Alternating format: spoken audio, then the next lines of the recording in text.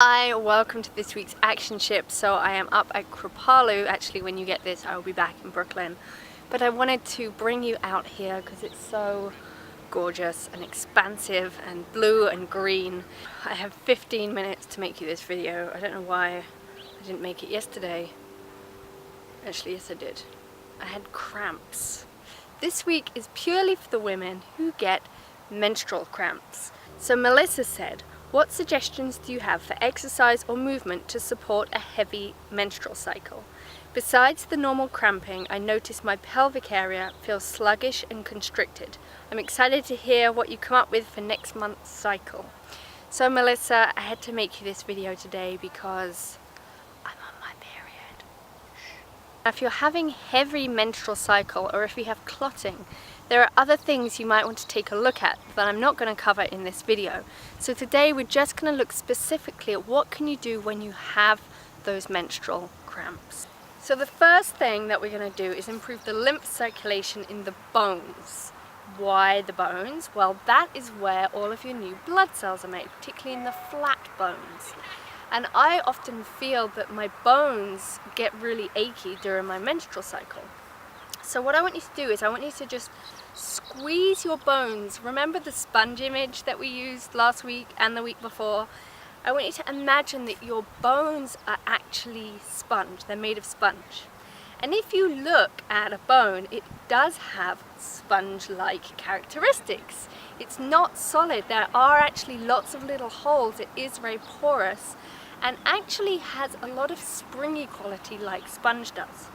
So I want you to squeeze your legs. Can you see here?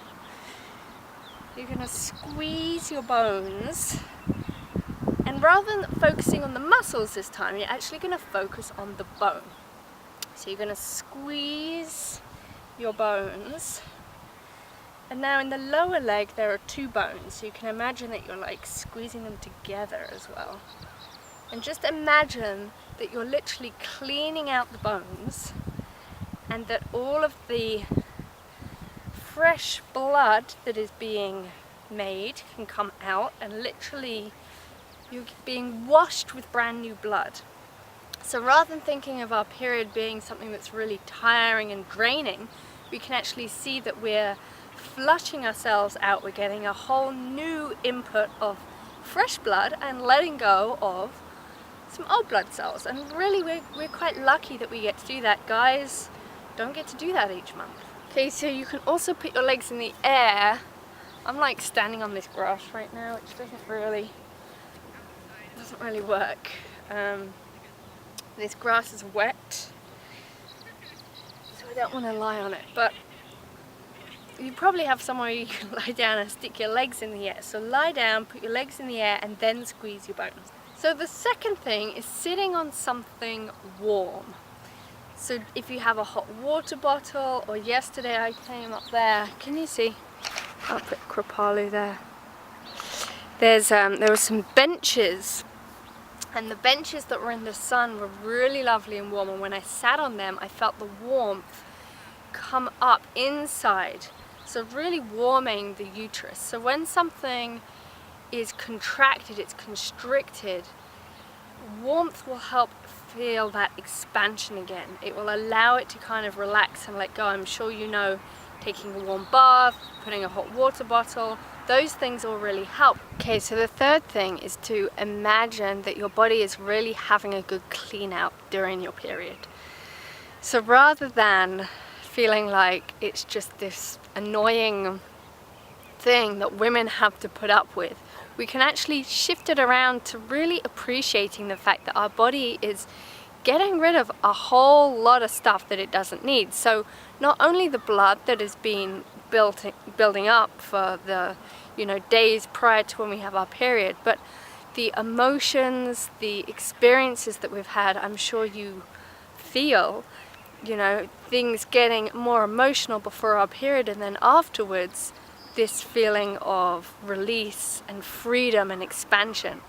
And so it's obviously the hormones have a lot to do with that, but also the fact that we're able to really let go and release these unwanted things during our period.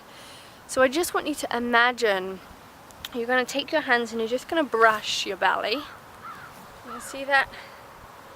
And you can brush your whole body and just imagine you're just taking out any of those emotions, experiences from the month that you're ready to let go of. And find a new thanks for your uterus.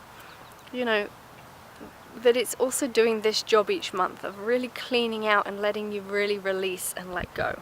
So Melissa, those are 3 things that you can start with. Squeezing your bones, imagining they're like sponge, really getting them washed out, feeling the new blood coming in, being produced.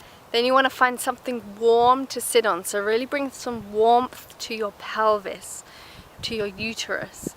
And then you're just going to massage your whole body, imagining that you can just scoop out any of those emotions, past experiences from the month that you're ready to let go of, take them to the uterus, and then thank it for releasing them.